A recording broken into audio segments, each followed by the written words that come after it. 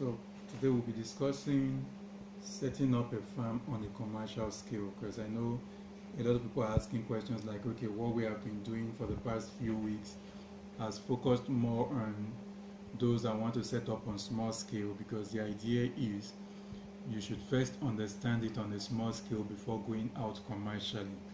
So for those that want to set up on a large scale, there are a few things you must please put in your mind.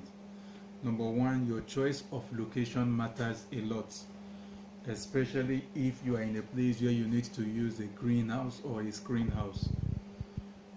How the orientation of the greenhouse or screen house matters a lot, because you want to ensure that the plant has access to enough sunlight. At the same time, the screen house is able to break what you call wind flow. So what that means essentially is, when you are setting up your screen house, you want your screen house to face either the east or the south or the west as much as possible. I say that again. You want your screen house exposure, that's when we say screen house exposure, let's take for instance you are building 8 meter by 4 or by 24 meter. You know your screen house will have something like this: the long part, which is like the length, the shorter part, which is the breadth. So you want to ensure that the length part, which is where you have maximum exposure, is facing either, that's where you have your plant, is facing either the east, west or south, while the northern part of the screen house, where you have these angles or edges, faces the north. Now the essence of that is because when you have so much wind coming, it's able to break the wind, not to pull out your screen house. Now another thing to also consider when choosing the site location is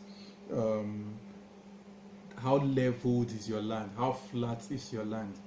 It is best that your land is flat, so that when you are doing your maneuvering of your construction of your system, for you to get the slanty or sloping nature, so that the water or the nutrient can return through gravity, it is easier to manage. As opposed to somebody is thinking, okay, what if my land is already slanted and I just want to take advantage of the slanted land? Now the issue you are going to have is, for the pipes that are going to return the water, even if the land is slanted, it means you still have to dig a bit down. Much more than that, your nutrient tank will be deep inside the ground. So what I'm trying to explain is, if you look to our right, you will see the nutrient tank for the system I have showed in one of the videos. So you notice the nutrient tank is underground. Now, if the ground itself was not flat where the screen house is, it will be an issue, because it means we have to dig deep into the ground for for everything to return. Then inside the screen house, if you intend not to cover the soil, maybe you are using things like cocoa pits and all of that, and you are using maybe a net house or a screen house, it means during rainfall some water might be able to come into the screen house. You want to ensure that the floor or the ground of the place you are using is a place that have good drainage, because nothing is worse than after rainfall you now have ponds of water standing, and that would destroy your system or reduce the purity of your system. Another thing again is the availability of either electricity, gas. Now when we say electricity, we mean 3-phase electricity. So for that, your electrician can help you actually tell you, oh, okay, the good news is anywhere you have NEPA light, that's PHCN light, automatically it is a 3-phase electricity. But when you are doing commercial growing and you need to use generator as backup, it is important you request for a 3-phase generator. That means, because that is what can carry your commercial pumping machine well, without the fear of, oh, it's blown or spoiled and all of that.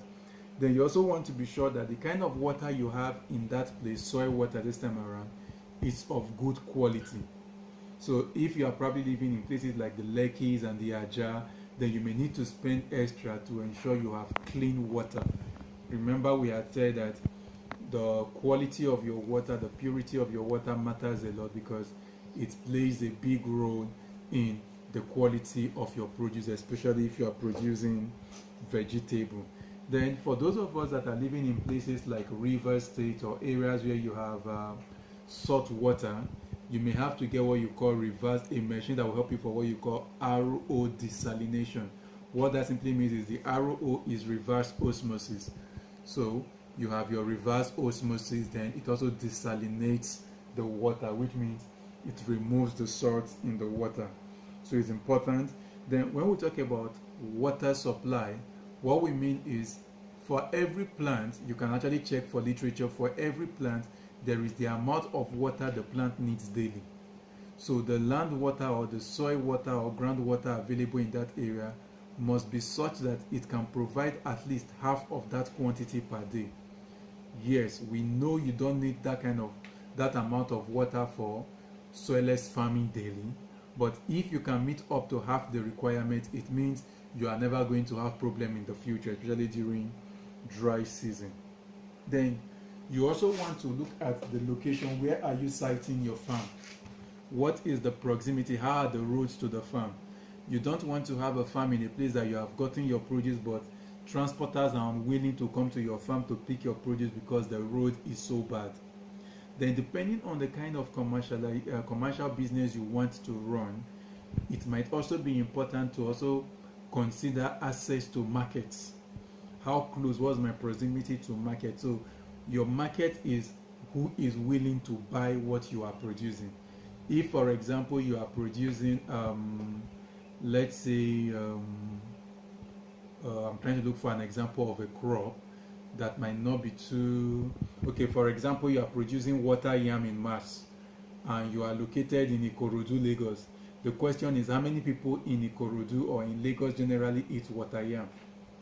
So if you are thinking of setting up a system to grow water yam, you should be looking at, okay, with the flour mills that need water yam, the alcohol companies that need water yam, what is my proximity to them?